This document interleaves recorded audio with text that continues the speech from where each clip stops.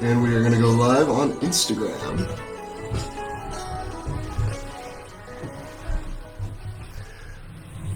Welcome, everyone, to another live episode of the Reynolds Direction. And I'm joined by my co-host, Adam. Thank you for having me, Trevor.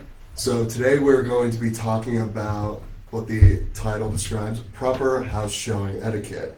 So Adam and I are both unlicensed showing assistants for the Reynolds team, meaning that we essentially help the agents do several things to help keep a transaction moving along at its typical pace, along with helping show the team's listings as well. And there are certain directions that we have as unlicensed assistants to where we can still help show our sellers' listings to as many potential buyers as we possibly can. But there are three main things that we want to discuss today, specifically proper house showing etiquettes, different types of showing styles, and then also the benefits of having unlicensed showing assistants to help show your listing to as many people as possible. So, Adam, you've been on the team for a little over a month now. Can you give us a brief synopsis over kind of how you like to walk through properly opening and closing a listing and leading a group through a formal house showing? Yeah, absolutely. So what I've gotten from it so far, and you did a great job training me, which was great. So, you get to the house, you want to make sure you're getting there nice and early. You're going to unlock the home, of course, go throughout the house and make sure that all the lights are on. You want to make sure it's a very well lit space. You want to make sure all your doors, are unlocked, the ones that you'll be using throughout the showing. And you want to have your MLS sheet, all your information that you're able to share as an unlicensed associate.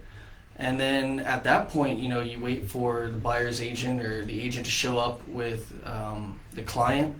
And I think at that point you're going to do a little bit of reading. You're going to introduce yourself, say hello, and then I walk them up to the front door, or and I ask them, do you want to look at the outside first, or did you want to go right in? And everything, you're just kind of thinking ahead. You're trying to make sure that everything that can happen, is ready to happen. Yeah, exactly right. And I think one of the biggest things that you bring up is the little details regarding communication is very, very, very important when you're showing houses to potential buyers. And that's everything from when we come to a listing, for example, and we're setting up the house for a showing, we're in communication with the listing agent, the buyer's agent, and we're communicating with all the involved parties to essentially make sure that everyone's on the same page as far as where we're meeting, when the showing is, and who all is going to be there and present for it. So it's very, very important to be very organized in how you communicate with all the different agents and clients involved. And that's something that we can also assist the agents with in the background as well. And I think a lot of the similarities that we have as far as showing etiquette, we are obviously in charge of making sure that nothing happens to the house outside of it being shown, and that we're essentially there to manage the showing and allow the licensed agents to walk their clients through the home so that they can get a good idea of what the house is and if it's the right one that they want to purchase. And so the second point I want to bring up is how you lead a showing. Now, there are certain things that we can and cannot do as unlicensed showing assistants for the agents. So, Adam, could you describe what it is that, or at least how you handle showings while you're in the middle of them? Do you like to take the lead? Do you like the agent to be the one to do a lot of the talking? How do you like to approach it? Well, I guess for me it all starts when I get to the location early. I'm planning it out in my head, what I'm going to do, how I'm going to do it, and I keep telling myself, stick to the script. You don't want to veer off and get yourself in trouble saying something that you shouldn't have. So I'm really sticking to the information that I have prior to the meeting. As soon as I open the door, you're reading the client and the agent almost as soon as they get out of their car door. So if you see an agent that's really outgoing and forward and she's taking charge, she wants to take the lead, by all means, feel free. I'm just here, I'm a spectator, I'm here if you need anything at all. I'm here to help, assist, and like I said, do a little bit of that probing and making sure everything's set up. I had a client come in through the door and it's like they wanted to go out to the balcony, and it's just the agent's doing a lot of the work talking, and I'm just going to make sure to head up there and have that ready. So I'm doing a lot of reading. Then you have the cases where the agent doesn't take the lead. She's kind of standing around, or he's standing around. And at that point, I can, I'm more than ready, and I have more than enough information to go ahead and lead a showing and do it professionally and make sure to represent the Reynolds team, the best way possible. Absolutely.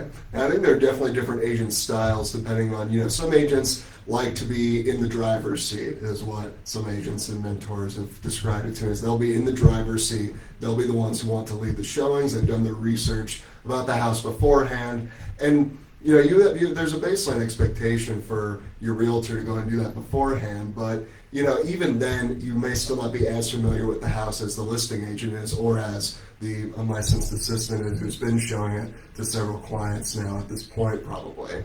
So definitely just kind of reading the room as far as the style of the showing, whether they want to be formally walked through everything, or if they just kind of want you to manage them going room to room and looking around and asking questions as they go. It's really more so trying to cater our showing styles to the client's needs and trying to best inform them about the house within the limits of information that we can discuss during showings ourselves.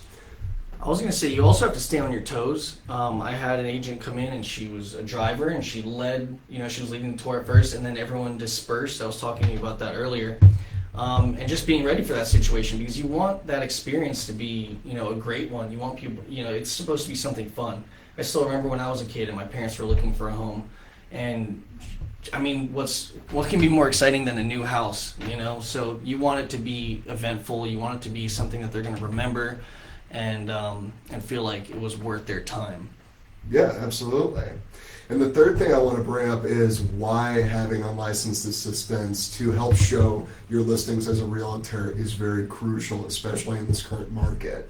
Because the biggest thing that I've seen since being on the team for a year now is that you will get some listings that are so popular and will get enough traction where you simply can't get to all the showings yourself as the listing agent.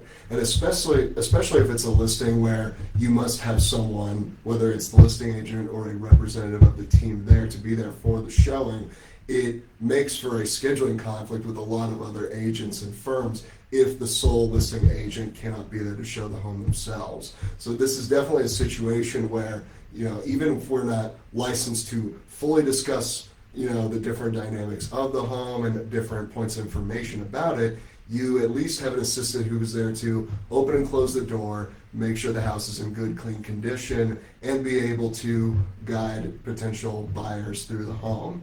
Mm-hmm. I think it's this, a symbiotic relationship too when it comes down to the experience that we're getting, being able to be on the ground and have this kind of interaction with buyers and agents and owners. So I think that's invaluable, and then also the service that we're providing for the agents on our team, being that extra pair of hands and and eyes even. Exactly.